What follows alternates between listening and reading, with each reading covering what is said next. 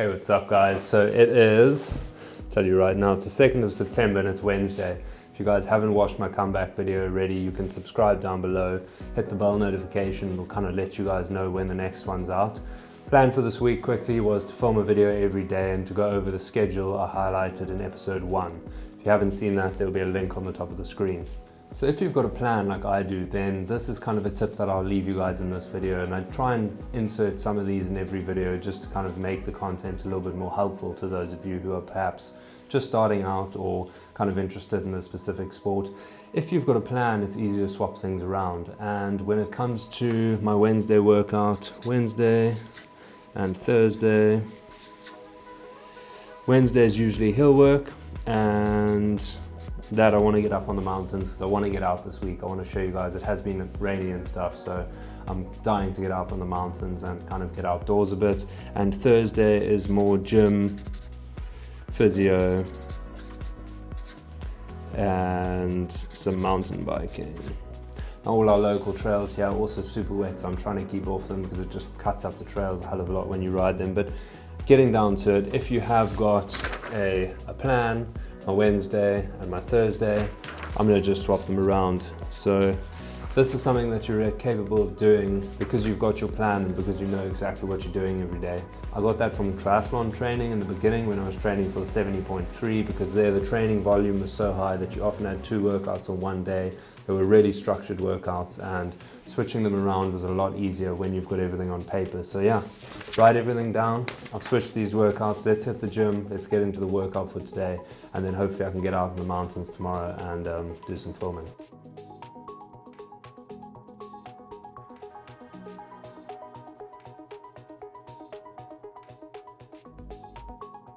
So I normally start my workout with stuff like plank I've been focusing on, and I'll show you that in a second. Crunches. I usually go for about 10 to 12, do 3 or 4 sets of those, and then I'll move on to, say, plank, for instance. Then I'll go back to some variation of a crunch. I'm using the Garmin Fenix 6X. If you guys haven't watched the review, just check the review on that if you want to see more about it. But I hold down the middle button, got a stopwatch, place it in front of me, hands apart, push start, and just ending up holding this for a minute. I was started at 30 seconds last week, but I hold this for a minute and I do maybe 3 or 4 sets.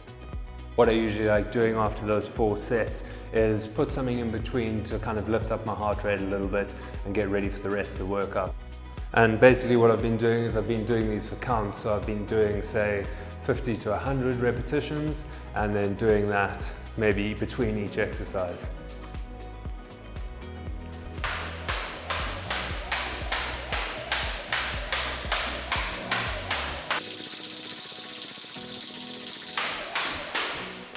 It's 100, so I'll do that. Pumps up the heart rate a little bit, gets everything going, and then I will move back to maybe another set of crunches, another set of plank. And I'll kind of reduce that. I'm not going to show you guys the whole, let's just move you into the light here a little bit. I'm not going to show you guys the entire thing.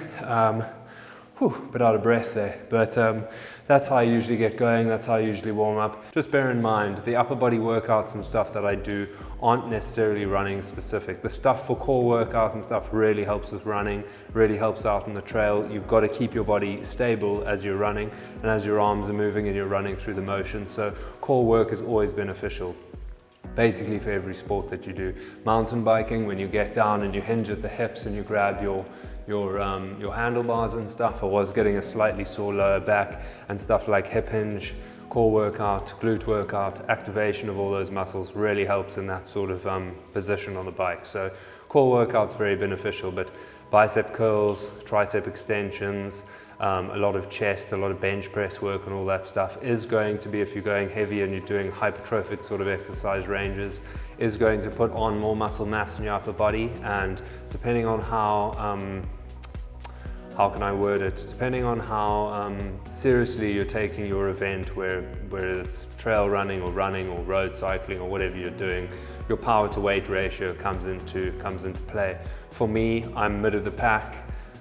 Basically, for me, dropping a couple of kgs or whatever and hanging on to a bit more muscle I'm not going to win anything. I'm not going for like record-breaking times or anything like that. So for me and for everyone else that is in the average range, that's doing it for fun and doing it to compete against themselves and stuff, they don't really have to worry too much about that. But obviously if you're competing at a higher level, you will already know that you don't want to hold a lot of muscle mass, because that's going to be extra weight that you're going to be lugging over the course.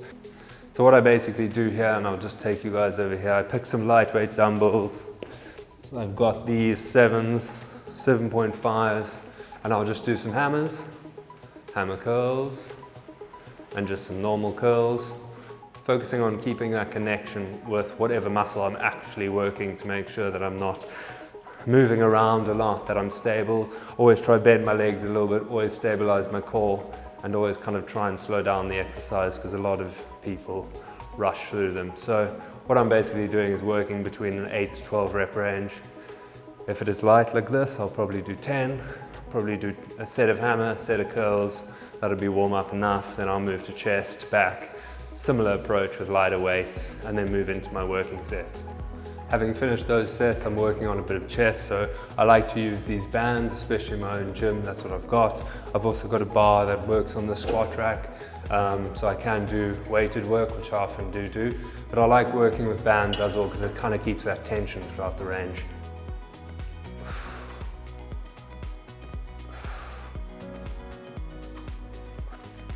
I've got these bands as well. If you guys are at home, especially during lockdown, these came in handy.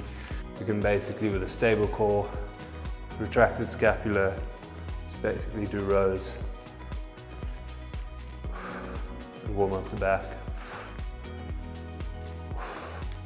Now, bearing in mind that I'm just showing you guys what I'm doing, I understand that not everyone has a gym at their place, and it's obviously Corona, so gyms are shut, but I'm not too keen on doing the whole home workout sort of vibe, because it became a massive thing when Corona first came up and when lockdown first came up. So if you guys look on YouTube, there are lots and lots and lots of home workout videos with just body weight, and yeah, it's a really, really rad way to do it. And there's actually a lot of stuff that you guys can do by yourselves at home, in your garden or in your flat or in your lounge or in your bedroom, wherever. So maybe check that out. Also use these bands to warm up triceps, and this band is actually heavy enough. What is it? 50 lb. It's actually heavy enough to do most of my tricep workout, except for stuff like skull crushers.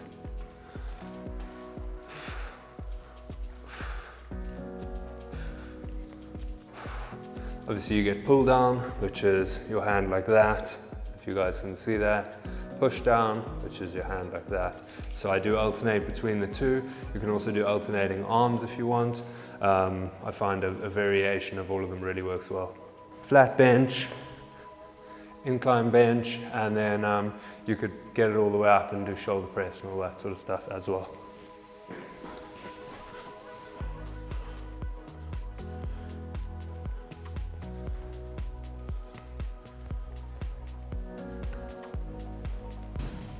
Using the same bench, same setup, supported, just doing a row.